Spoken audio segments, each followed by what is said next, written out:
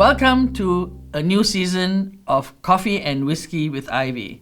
I've had 3 weeks of beautiful rest and recreation. I even spent 3 days in Kuala Lumpur with my good friend Dato' Normin Shah Sabirin, who is my mentor. Now, let's see what's happening in Singapore and around us. So, top of the news in Singapore and top of the news in Indonesia. Our young minister here telling people that Singapore has wealth of new opportunities to exploit. Really, we are just a dot. And he says agricultural biotechnology, which involves genetically modifying plants and livestock to produce blah, blah, blah, and all this sort of stuff. But he's forgiven because he said we should also include some new attractions stretching from Mandai to Kranji and Sungai Buloh. But this President CAWWI, leader of 260 million, his message is, we will build hard-working, dynamic, skillful human resources.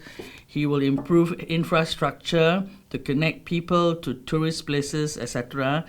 And he will make the laws suit small businesses to survive. Read the articles closely and see the difference.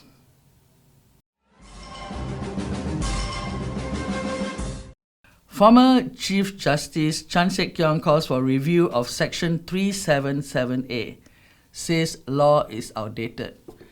This law is outdated since the day it was written in Britain because it discriminates against men but does not include women. And I think that is wrong. In fact, I think the bloody law is wrong itself. Sexual orientation is none of the Queen's business, and neither is it yours or mine. PAP will stand with workers, Mr. PM Lee. Let me ask you a simple question. After 55 years of a one-party government, PAP, how have you stood with the workers when 70% of our people, Singaporeans, earn less than $2,000 a month, and our ministers have rocket-high salaries? Prime Minister, sir, I find it very hard to believe you.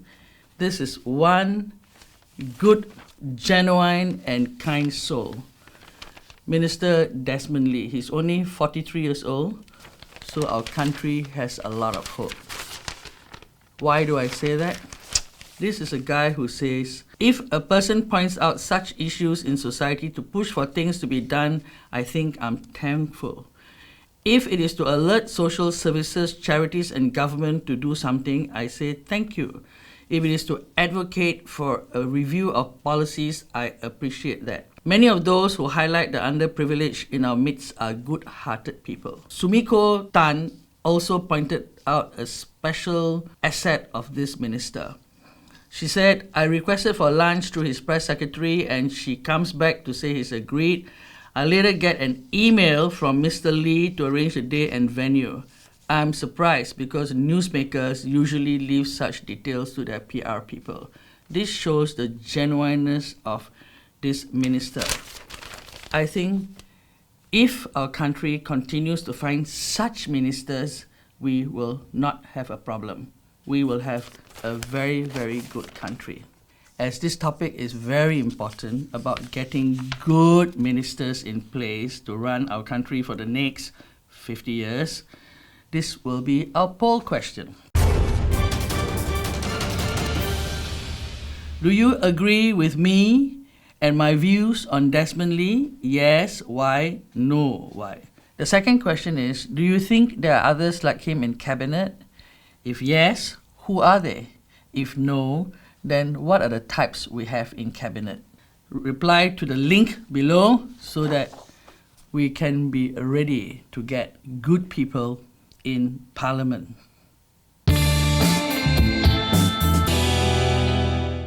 Seven in court for separate outrage or modesty cases, some young, some old.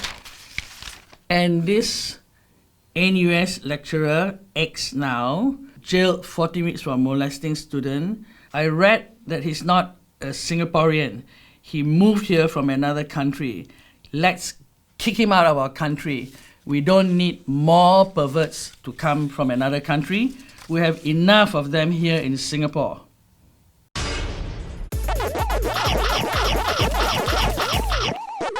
Graphic designer turned award-winning hawker. Why a millennial made the job swap?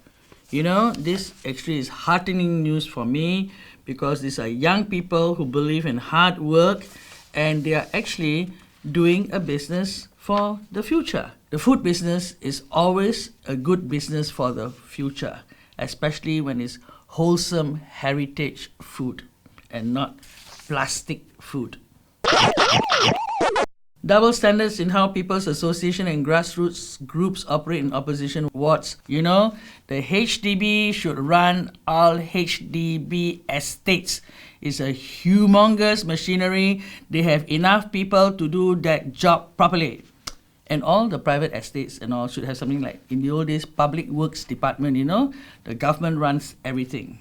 That's all. We do not need to have people who are not trained to run such estates run it. This is such good news. Nearly all public buses here now wheelchair accessible. But what do you see? You see the bus driver having to get out to pull the thing, put the thing and all that. And you know, we are a very crowded, fast-moving city. So what do? Put an assistant person in every bus so that that person can help the disabled, that person can help the mother with the pram, and that person can also catch the molesters. Another article on the gender pay gap must go. You know, I can't stand all these articles about just gender, male or female. What about the blind? What about the deaf? What about the disabled? What about the older worker? We should pay people the same salary for the kind of work they are doing. As long as they do real work, good work, and the same category of work, they should be paid the same. There should be no discrimination. The wonderful tree for today is the neem tree. This is the neem tree. It has a lot of good properties. First of all, it is what you call an air purifying tree.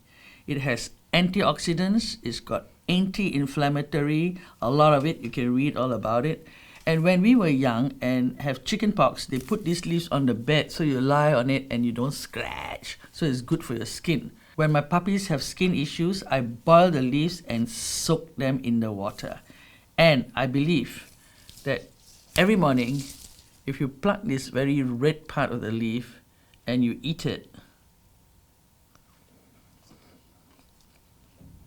it tastes terrible, very bitter, but it makes you super strong as well and make your skin as good as mine.